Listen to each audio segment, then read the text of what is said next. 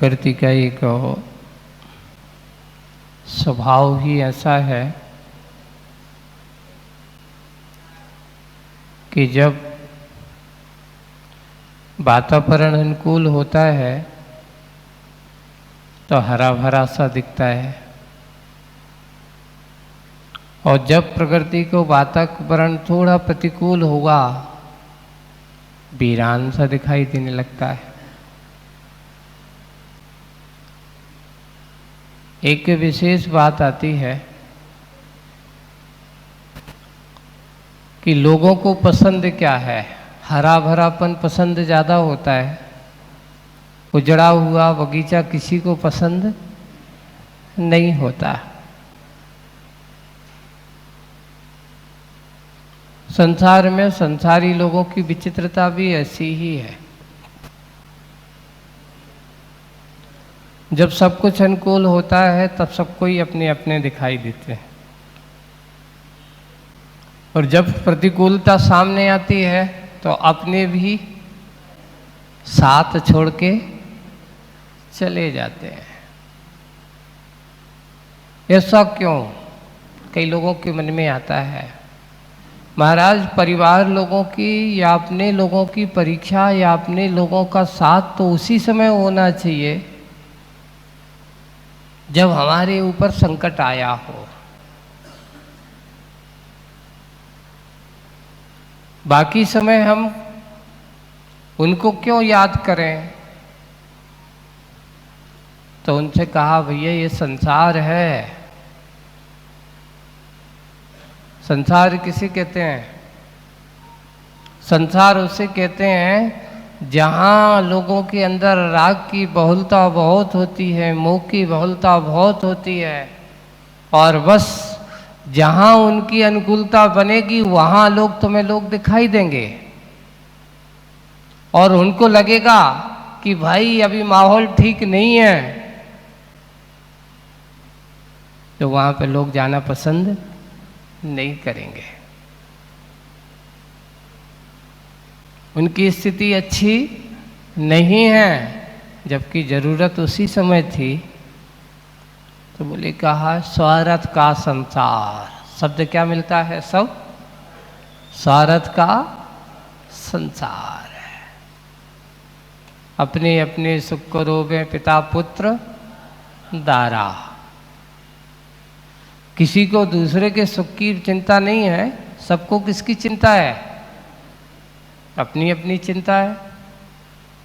मेरा सुख, मेरी अनुकूलता कब बनेगी? वहाँ हम गए थे भाई, तुम्हारे यहाँ हम जाएं और मेरी अनुकूलता नहीं हुई तो हम क्यों आए? भाई थोड़ी सी, जैसे हम प्रतिकूल में रह रहे, थोड़ी तुम भी प्रतिकूलता का अनुभव तो करो। नहीं,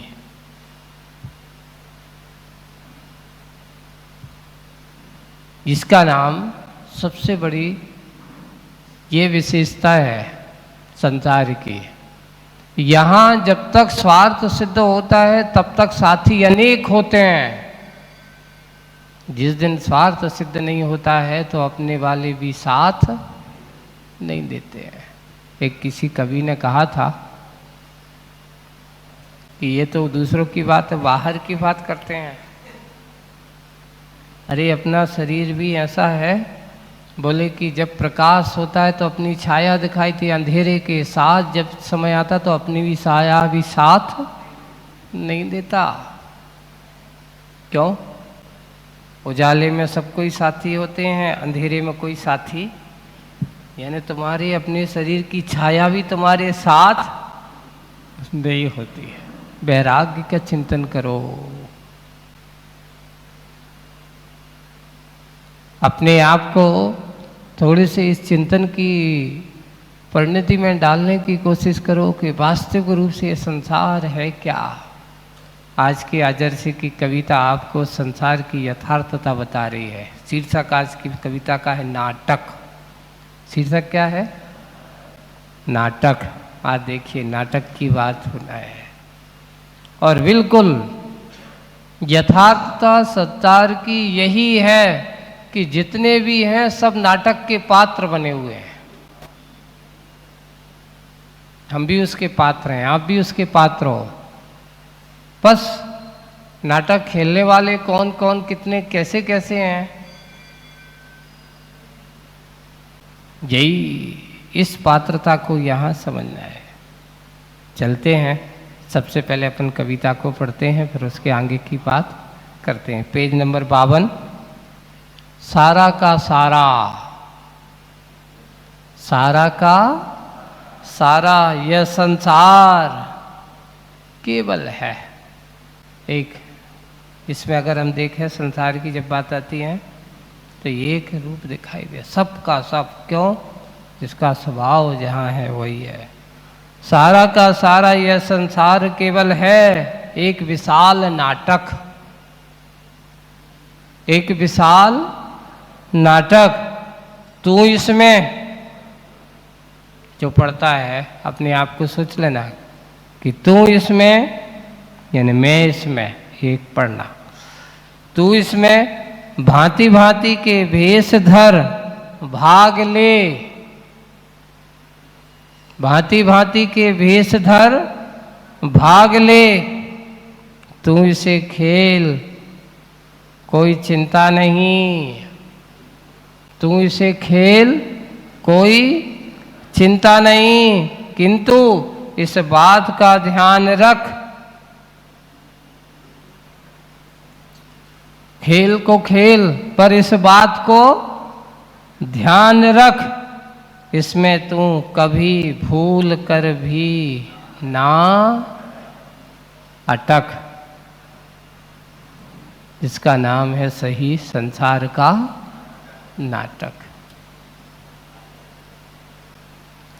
कविता तो बहुत अच्छी समझ में आ गई होगी, बहुत अच्छी लग रही है पढ़ते समय, सुनते समय।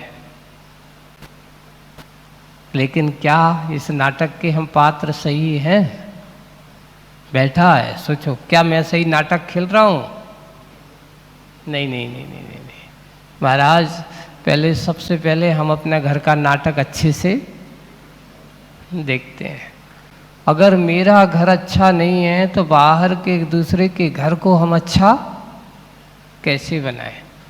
हमारे लिए कहा जाता है, ज्ञानी लोग जो होते हैं या ये कहो समझदार व्यक्ति जो होते हैं, सबसे पहले ये कहा जाता है, सबसे पहले अपना शुद्धिकरण होना चाहिए स्वयं का। स्वयं की परम शांति का अनुभव होना चाहिए। फिर उसके बाद बाहर की ओर जब अपन आते हैं, व्यवहार में आते, तो अपने परिवार से, अपने घर से शुरुआत करिए। घर की शांति पहले होना चाहिए। जब घर में शांति हो जाए तो फिर मोहल्ले की शांति की बात सोचना चाहिए, और मोहल्ले की बात हो जाए तो फिर अपने गांव की शांति की बात सोचना चाहिए। और फिर बाद में बढ़ते चले जाओ, अपने ब्लॉक की, अपने तहसील की, अपने जिले की, अपने संभाग की, और अपने संभाग के बाद फिर राज्य की, और राज्य के बाद फिर अपने देश की, और फिर बाद में सारे अपन विश्व की बात करना चाहिए। लेकिन हम उल्टा चालू करते हैं, सारे विश्व की कामना पहले करते हैं। अरे बड़ा सोचो महाराज, आप क्यों छोटा मोटा सोचते हैं? बिल्कुल सोचना चाहिए, बड़ा सोचो, सारे विश्व में शांति हो। आज जो ईश्वर का अशांति का वातावरण बन रहा है, उस अशांति के वातावरण में हम नहीं चाहते कि कहीं पर कोई किसी के अंदर युद्धों की नीतियाँ हो, किसी प्रकार की क्रांति हो, किसी के प्रति ऐसे आक्रोश हो। हम तो ये चाहते हैं कि सबके हाँ सब बिल्कुल कैसे जिए, शांति से जिए। पर शांति से जीने के लिए पहले उसके जीवन में शांति तो होना चाहिए। एक बात और आप लोगों से हम पूछें कि ये बताओ, अशांति का जन्मदाता कौन? स्वयं है। अशांति का अनुभव करने वाला कौन? स्वयं है। अब ये शुरुआत यहाँ से, जब अशांति का दाता भी मैं हूँ, अशांति का अनुभव करने वाला भी मैं हूँ, अब फिर तुमसे पूछें शांति को देने वाला कौन, शांति का अनुभव करने वाला कौन? जब मैं ही अशांति पैदा करने वाला हूँ और मैं ही शांति को करने वाला हूँ, सब कुछ मैं ही हूँ, तो फिर ये बाहर किसी के ऊपर क्यों हम बैठे रहते हैं कि भाई ये हमारे लिए शांति का उपदेश देंगे, ये हमारे लिए शांति करा देंगे। शांति से बैठ जाओ। आपसे पूछा जाता है, हमारे मुनिराज जो होते हैं, दिगंबर मुनिराजों को, उनसे पूछा गया आपने दीक्षा क्यों ली, आपको दीक्षा लेने का कारण क्या है? क्या महाराज आपके घर में कोई लड़ाई झगड़ा हो गया था जो छोड़ छाड़ के आ गए, या आपके ऊपर कोई मुसीबत आ गई थी कि जो आप सब छोड़ छाड़ करके आ गए? कछु हुआ होगा जब तो आप आ गए। तो उनसे ये पूछा तो हमने उनसे कहा भैया ये काम क्यों छोड़ा? तो हमने ये इसलिए छोड़ा क्योंकि ये मुसीबत आ ना जाए, ये मुसीबत आ ना जाए। क्यों? हम चाहते तो मुसीबत को आमंत्रण देंगे तो आपके ऊपर मुसीबत आएगी, इसलिए मुसीबत से बचना था, इसलिए सब छोड़ छाड़ करके आ गए। मैं चाहता था, शांति का अनुभव करना चाहता था, इसलिए उस शांति को पाना है तो जहाँ क्रांति का माहौल हो उससे निकल करके बाहर आ जाओ। जहाँ एक दूसरे के अंदर राग द्वेष की बातें हो वहाँ से निकल करके बाहर आ जाओ, शांति का अनुभव हो जाएगा। बस यही है। ज्ञानी जन मुनि जनों ने दीक्षा इसलिए लिए क्योंकि उन्हें उस परम शांति का अनुभव करना है, उस परम शांति को प्राप्त करना है। राग देश की कथा में शांति नहीं हो सकती, राग देश तो बहुत हो सकता है, और जहाँ राग देश होगा वहाँ विकल्प होंगे, और जहाँ विकल्प होंगे वहाँ नियम से क्या होगी? विश्व कल्याण की भावना करने वाले सबसे पहले आत्म कल्याण की भावना करना बहुत जरूरी है। और तुम्हारे आत्म कल्याण की भावना अगर अच्छी परिपक्व होगी तो तुम्हारी भावना में इतनी शक्ति होती है कि विश्व कल्याण की भावना भी तुम्हारी सार्थक हो सकती है। देखिए, पूज्य आचार्य भगवान को अपन लेते हैं, है ना, यहाँ अपन आचार्य श्री को एक प्रमुख बनाते हैं। पूछा गया कौन से राज्य के थे? कर्नाटक के थे, है ना। आचार्य श्री से पूछा, एक कवि ने बहुत अच्छी आचार्य श्री के बारे में लिखा था कि कर्नाटक कहाँ के थे वे? कर्नाटक, कर्नाटक में नाट के, और उन्होंने इस संसार की नाटक में ना अटके, इसलिए वे नहीं भटके, इसलिए वे नहीं भटके। अब ऐसे पूज्य आचार्य भगवान जिन्होंने अपने जीवन में ऐसा नाटक खेला, सही नाटक तो यही है। अटकने वाला नाटक है कि भटकने वाला नाटक है? बताओ। ना अटकने वाला है ना भटकने वाला है। ये वो नाटक है जहाँ खेल करके लोग दूसरों की अटके हुए भटके हुए लोगों को भी एक मार्ग, एक दिशा देने वाला नाटक था। ऐसे ही वो कविता आचार्य श्री की कलम से निकली है कि देख तू अपने आप को ध्यान रख, तू कभी भूल करके इसमें ना अटक। पूछा गया क्या जरूरत थी आचार्य श्री आपको दीक्षा लेने की? अच्छे सब कुछ था, आप सुंदर थे, ऐसा भी नहीं है। कभी लोग वैराग्य का कारण कहीं भी हो सकता है, अरे हम अच्छे नहीं हैं, सुंदर नहीं थे इसलिए वैराग्य हो गया। नहीं, दिखने में भी बहुत सुंदर थे, है ना, बुद्धि में बड़े बहुत कुशल थे। बचपन से ही जिनकी बुद्धि का चातुर्य कहा नहीं जा सकता, आचार्य ने कहा, स्वयं हमने कई बार चर्चा हुई, आचार्य जब आप पढ़ते थे तो आप बच्चों में, होशियार बच्चों में गिनती होती थी कि गधा बच्चों में होती थी? तो उन्होंने एक बार सुनाया, आचार्य के संस्मरण सुनाते, देखो बचपन में क्या होता था, स्कूल जो आज स्कूलों में जो जाने की परंपरा है वो अलग है। पहले एक ऐसी होती थी, वहाँ पर मास्टर लोग जो होते थे तात्कालिक पढ़ाते थे और जो होमवर्क देते थे, घर करने की बात नहीं, इतना ही करो, पूरा करके जाना है। और विषय दिया जाता था, याद करो, याद करो, और याद करके क्या करना है तुम्हें, सुनाना है।